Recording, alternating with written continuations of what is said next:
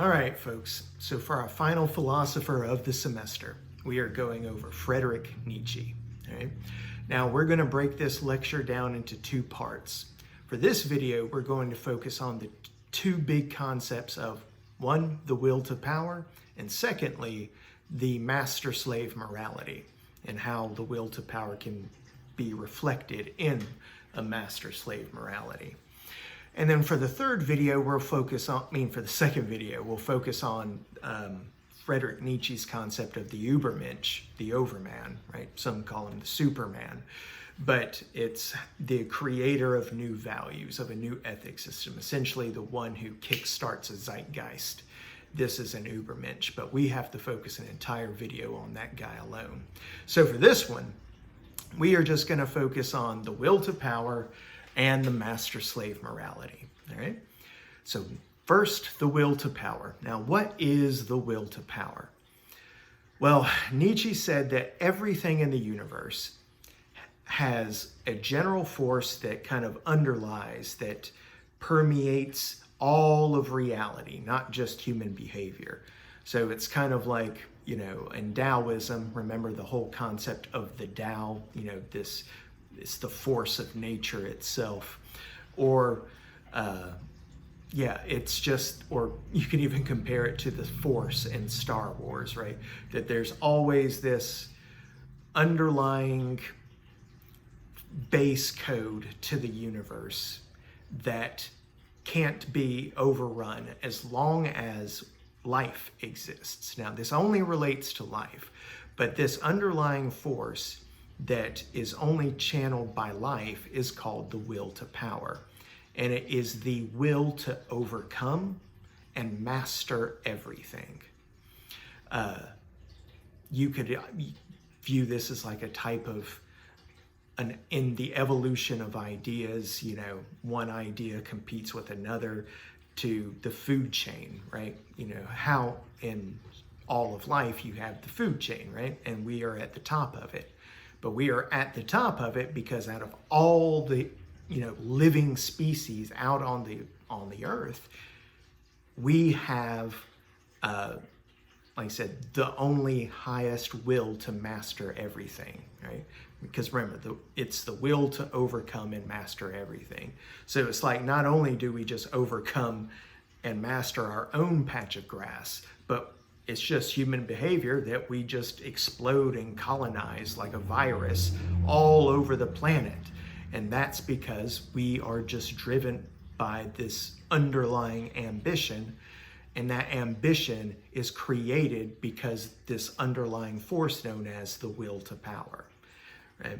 So Nietzsche observed, right, that, like I said, in all living things, that there is, wherever there's life, there is automatically going to be obedience. Why? Because for life to exist, it doesn't matter what kind of life it is, whether it's from a snail to a human. All forms of life are going to somehow be dependent upon another, right? Like you could say that we are dependent upon, almost upon cows and meat as just as, a fox needs a chicken house to rob or whatever. There's always the animal food chain, survival of the fittest kind of thing. And so wherever there's that dependency upon another species, whatever your need is, you will automatically be kind of like obedient to it. So remember how in Taoism, desire is the source of all suffering? It's because when you don't have it, you suffer, right? Well, likewise, wherever there's life, there's going to be a dependency upon that life, upon another form of it. And as long as that exists, one will be obedient to the other. What determines who's going to be obedient? Again, this is going to be called the will to power. Like I said, it's not, he says, thus the urge to command and overcome is not just a mere characteristic of life, but it's the core of life itself. And that's why he says, wherever there's obedience, there is command, right? And command is just that it's just that will to master everything. Right? And so life, therefore, is will to power. Right? A living thing is one which tries to overcome. Right? Like I said, it seeks above all to discharge its strength. Right? So what does that mean? That life is will to power, just a living thing in which one tries to overcome, it seeks above all to discharge its strength, is essentially that he's saying,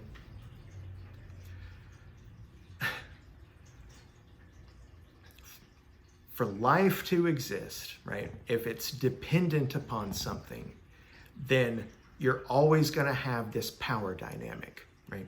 Even when you are born as a child, new life, but you are dependent upon whoever is there to, your mother or whoever's nurturing you. That child is dependent. Therefore, you automatically have this relationship of command and obedience. The parent is in command, the child is obedient. And for life to thrive and exist, that will to power has to exist. Because say if that parent gave birth to the child, but just didn't give a shit about the child, well, there's no longer that will to be in command and be obedient. So therefore the relationship vanishes. There's no more competition. Well, not more competition.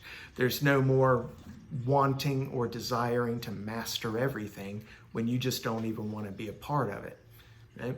So that's what he's saying. That's what, a living thing is one that tries to overcome. It seeks to, above all, to discharge its strength. And if you don't want to discharge your strength in a particular situation, then you're not going to be very willful. You're not going to be very powerful in that situation, as opposed to a situation where your desire is high. Then you're going to want to discharge your strength, that inner will to power within you, and therefore you can be in command of a situation and something can be obedient to you. Just like, when that child grows up to be a teenager, well, all of a sudden the power relationship starts to change. And hell, at 18, you can argue that the power relationship of command and obedient just should disappear whatsoever, because now the child is an adult, which is equal to its parent. So legally, that power relationship is destroyed. But, obviously emotionally it's kind of hard to overcome. But legally, objectively, you can get rid of that. So he goes on to say that the will to power exists in all life, not just man, right? So this is, like I said, the law of the jungle. When there's only one law of the jungle, and that's when the lion is hungry, he eats, right? Like we discussed back in the other video. So just like you see in those predator-prey videos online, or you just watch on the Nature Channel, wherever there is life, there is always one animal trying to be the predator, and there's one animal that's the prey. For that life to exist, it has to be in that power relationship, right? So that's, for example, it goes, life consists of overcoming. And some beasts may overcome their beastliness just as some humans will overcome their humanity. The point being is, whether it's a beast preying in the jungle or an artist painting a picture, these are all forms of will to power, right? Like when I say an artist painting a picture, right? Remember, what their virtues, what their desire is to create art, to create something beautiful. And so how do you do that? Well, you have to have the power, you have to be in command over your talent or command over your knowledge. You just got to know your stuff, okay? Right? If you know your stuff, then you know what to do. And the way you prove that, the way you discharge your strength, like I said, for an artist would be in their creation. For an engineer, it may be in the building that they produce, right? For a teacher, it would be in the students they create, right? That's why I'm kind of a hard ass in a way, because iron sharpens iron, right? So for you to get to be the best, to get your most money worth, this is how you do it, right? So the will to power even suggests that the term man has yet to be defined. What he means by that, and before we go any further, Friedrich Nietzsche was special in that, unlike most philosophers, he didn't write so clinically, right? He was very rhetorical. He was very poetic. He used a ton of metaphors to describe these concepts that he came up with. So in a way, it's very beautiful to read, but it's also very hard to teach at the beginning. If I just said read Friedrich Nietzsche, probably none of you would, maybe half of you would get it, but the other half would keep questioning the metaphors. That happened to me, at least. And so what I'm going to do is I'm going to tell you what he said, but obviously I'll interpret what it means so that you do have a very clinical answer to it. Because the last thing you want to do is use interpretation to analyze interpretation. Right? So when he says the term man has yet to be defined, what he means by this, and he says, man is the rope over an abyss. On one side, what is less than man? On the other side, what is more than man? The metaphor being is that the rope in between, like if you have this chasm here and you just had this rope that connected the two, like if you've ever seen Indiana Jones in The Last Crusade, right? How that he had that pathway that he had to walk over a chasm. Well, just like in that movie, what defined who he was his ability to walk that, that beam that crossed the chasm. Well, likewise, what Nietzsche is saying is that man, all humans, are always in this continuous state of flux, right? The power relationship that existed for you when you were a child is no longer the same as it is today, right? And that's because you are a new person. So you are always in a state of flux and change. Therefore, you have to decide, based on your will to power, how you are going to change. Are you going to change for something stronger and better, or are you changing to be happier in just being, right? It's almost like saying if you have a high will to power, you will always change in a way that you will only be happy when you're doing stuff. And then there's another form of the will to power saying that if you just don't have a lot of will, you're going to be more complacent. You'll be happier in a state of being rather than doing. Like, it's just like the Taoists, right? That's them. They're just happy being, finding that peace in their existence. While Nietzsche says, well, some people just have more ambition, more greed, more drive, more desire in them. So being will never satisfy a person who needs to be doing. And that's that rope. And that's why he says that, on one end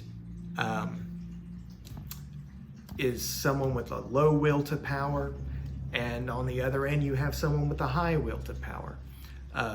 Which side of the rope he ends up on is entirely dependent upon the will, how much will you have. That's why you can always just tell a person who's just your lovable loser, the cat that just wants to sit on the couch and, let everybody else take care of everything in their life. They're just happy receiving.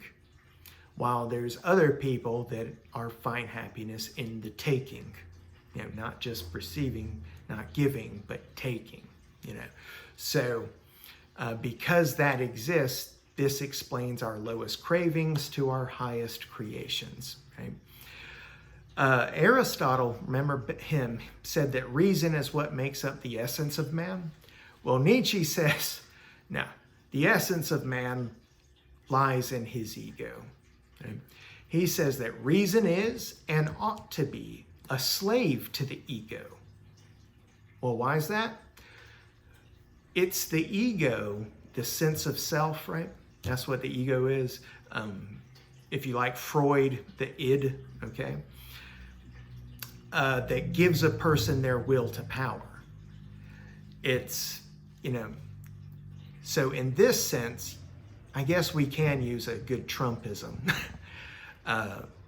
Donald Trump had a quotation that matches exactly what Nietzsche was saying. Maybe he ripped him off, who knows, but it is kind of clever. But he goes, show me someone without an ego and I'll show you a loser.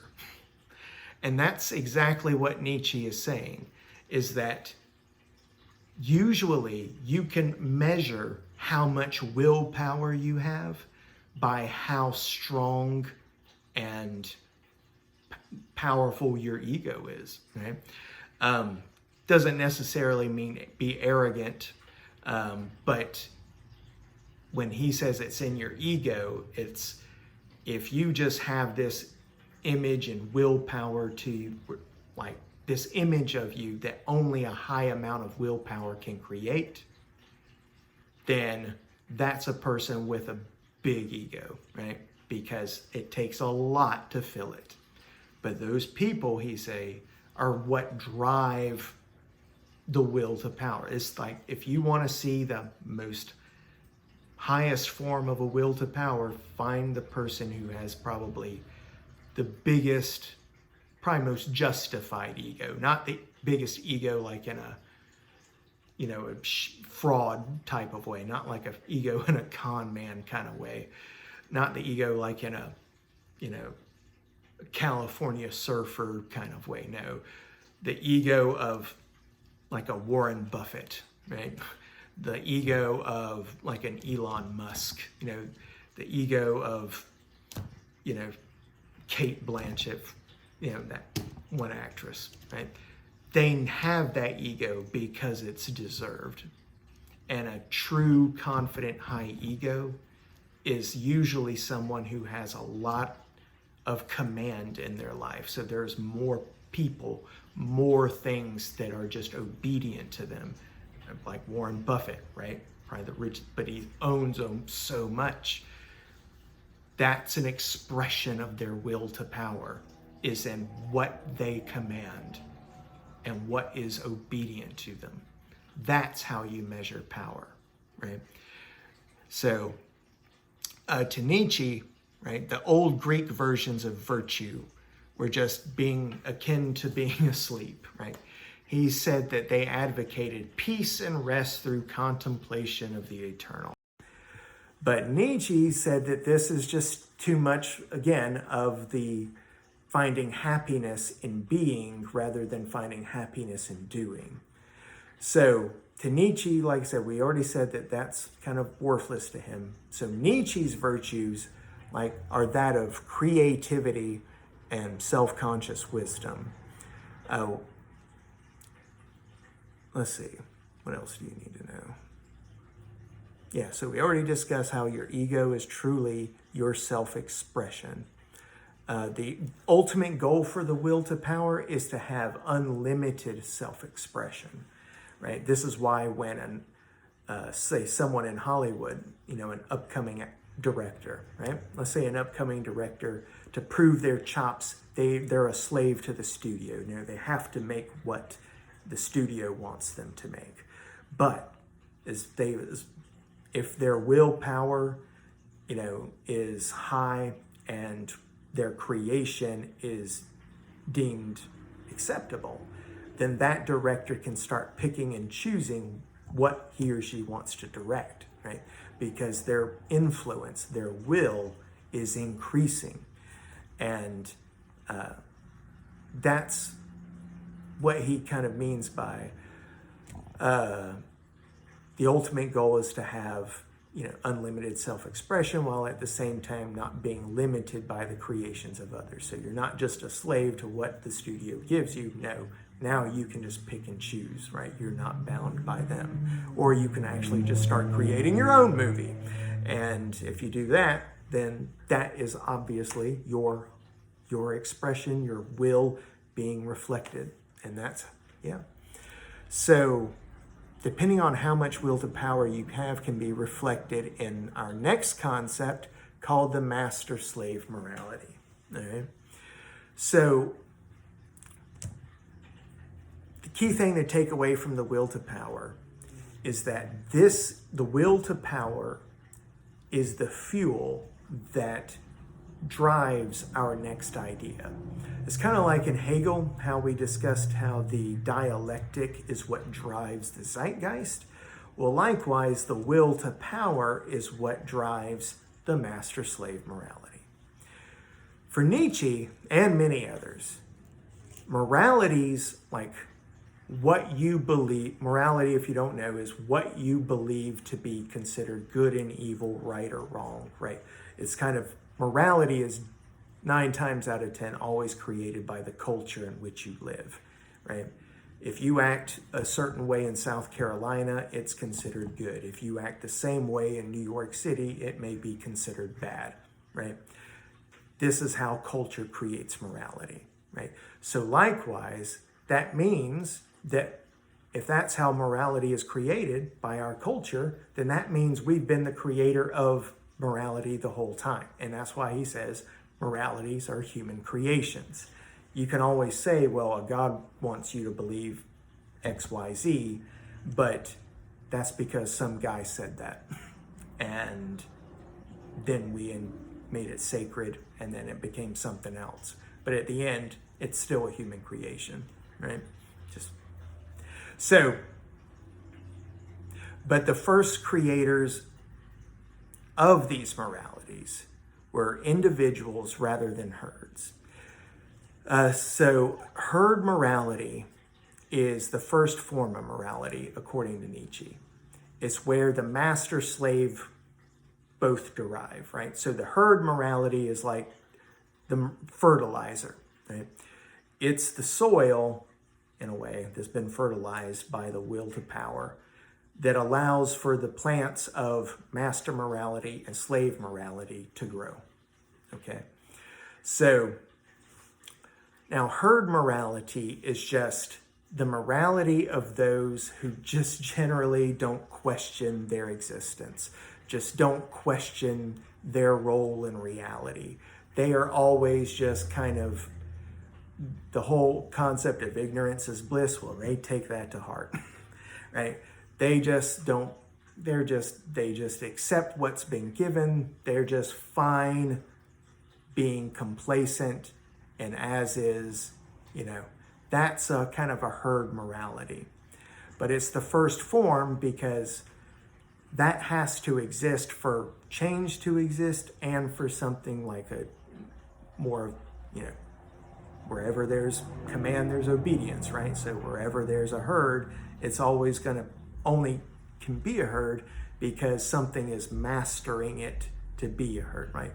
Like wherever there's sheep, there's a sheep dog. There's always a pen to keep the sheep in. So a herd of sheep is a slave to the shepherd, right? But let's first find out what a master morality is and what a slave morality. Because remember, these are what grow out of a herd morality. Let's start with a master morality. The master morality is the affirmation of strength by the strong. It's a celebration of vigor and capable action. They have a very high degree of will to power, all right? They embrace beauty, strength, and fame, all right? Now, a slave morality, well, to go back to the master morality. So essentially, the master morality is the one that makes the concept of taking, concept of change, the concept of evolution, the concept of progress. These concepts are all considered virtues within the eyes of those who have a master morality. So those who believe more in master type moralities are going to find that those concepts I mentioned earlier are all virtues. Now, on the opposite end, the slave morality, which is the rejection of strength by the weak, right? Because Nietzsche argues that, look, we may believe in equality and we may say that everyone is equal, but at the end of the day, Nietzsche says that, look, equality just can't exist in the world, right? We may all have equal status, but naturally we're not equal because, for example, on the basketball court, probably every one of you will be in command of that situation because I suck at basketball, right? But, I don't know, say in a chess match or something like that, or Texas Hold'em, or in this class, well, then all of a sudden the power table is reversed, right? So, equality can't exist because you're always going to be better at something than somebody else. Maybe you're a faster runner. Maybe you are a faster Sudoku player, right? Maybe you are, good at probabilities, so you're a great poker player, right? But that great poker player, 9 times out of 10, isn't going to be an offensive lineman in the NFL, right? Because equality doesn't exist, right? Everyone is always going to be better at something than someone else.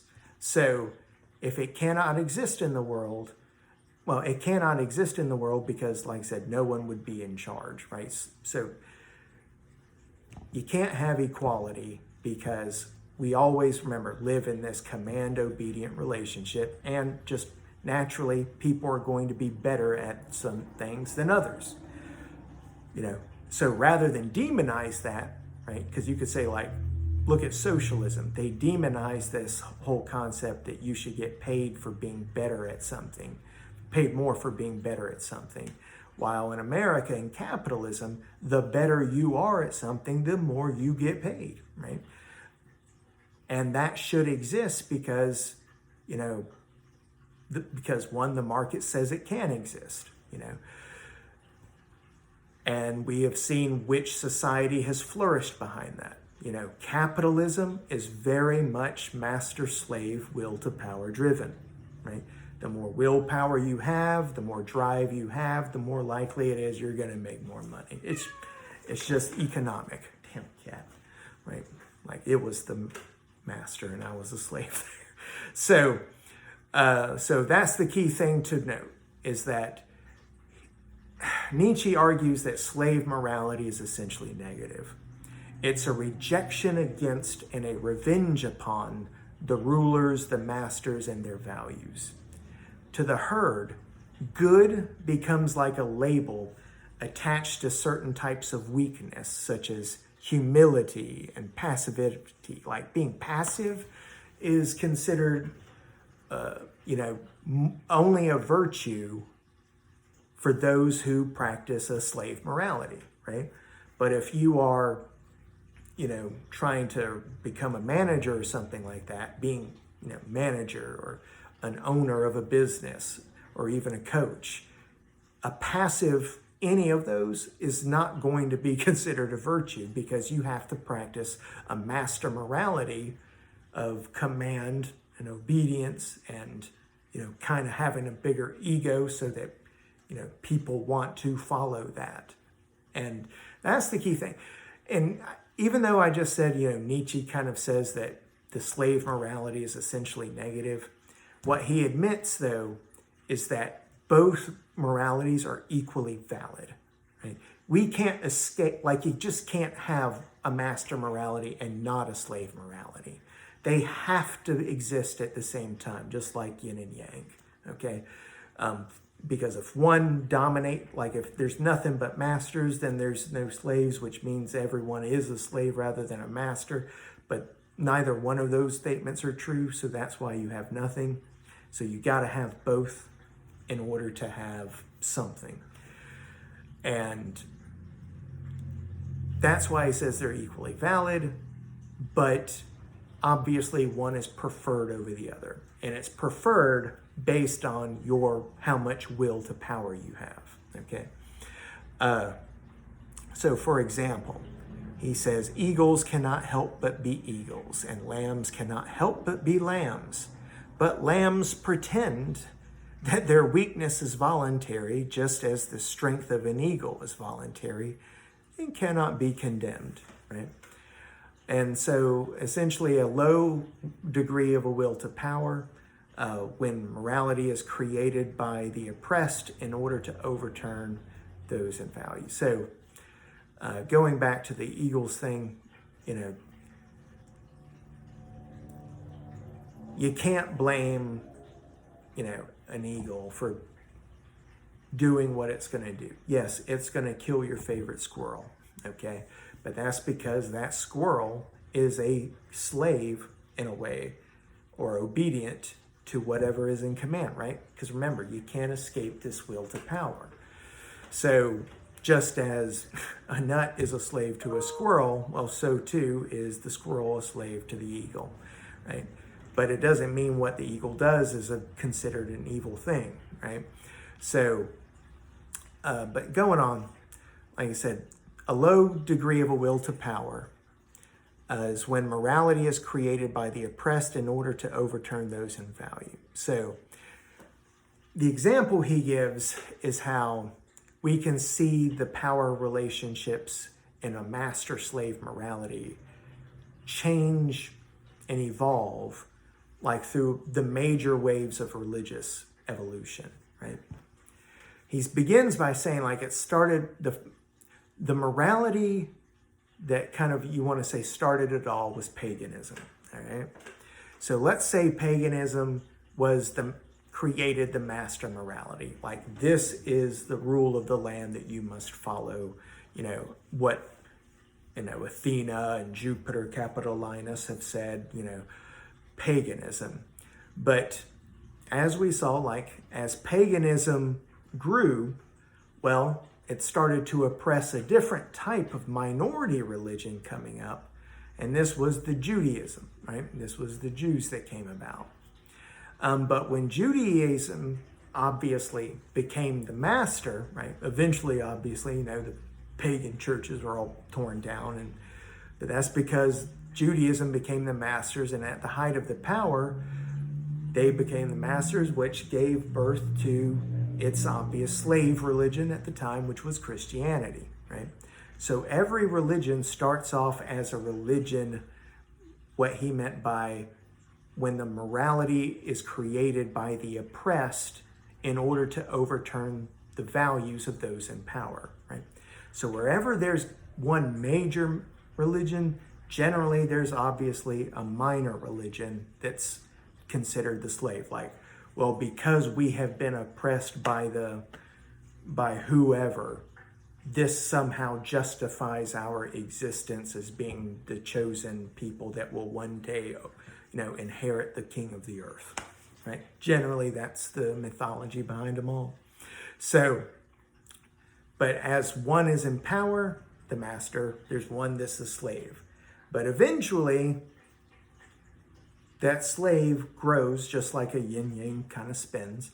That slave grows until it eventually becomes the primary religion at the time, and then so you even see that in Christianity, right? It at first was Catholicism, and then the wheels of time changed. Its minority religion at the time was what not the Baptist,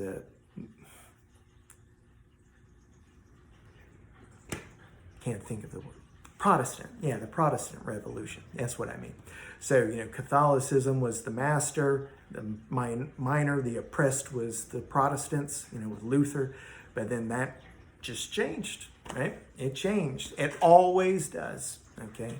So, and it happens because that will to power, eventually you get, this is kind of where the idea of martyrdom comes, but once you find a martyr, basically, that's the moment. That's what kickstarts a slave morality into becoming a master morality. All the religions have basically stuck to that, to that storyline. So going on, what do you need to know about the master-slave? You know it's an endless cycle. All right, so folks, that is the will to power and the master-slave moralities. Right? So the key things to keep in mind are, like I said, the underlying force that exists within all of life is the will to power. It exists because wherever there's one form of wherever there's life, it's usually dependent upon another form of life, and that creates a natural need of command and obedience.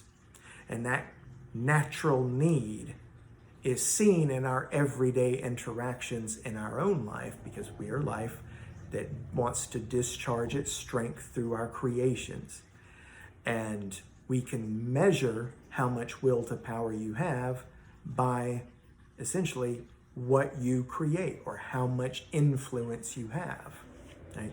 And that is power, right? Power is influence, and how much influence you have is a reflection of how much will to power you have. Now, having that underlying force defined is what gives birth to these type of perspectives of what's considered virtuous in life and what's considered kind of a sin in life, is defined by, you either got a master morality or a slave morality. Those who have a high will to power practice the master morality. Those who have a low will to power practice the slave morality, right? Because someone who has a low will to power is going to find virtues in things like charity, or receiving, and the whole concept of giving, right? This is actually considered type of a slave morality because it just makes everyone dependent upon each other, rather than the virtues of a master morality, which are those of those of progress, those of change and evolution, and of having high ego. They have their own morality, which is what I can create, what can I put under my obedience. And the only way, at least in America, you can generally put things under your obedience is if you pay them, right? Or as if you somehow have some type of family blood leverage on them. But, generally that's how it's always going to be defined. And so those people are going to value those things. But, to someone who's wanting to receive all the time, the whole idea of just changing that system, they're not going to smile favorably upon that. So that's this first part of the lecture. And obviously, at the end, we'll focus on the Übermensch. Till next time, see you later.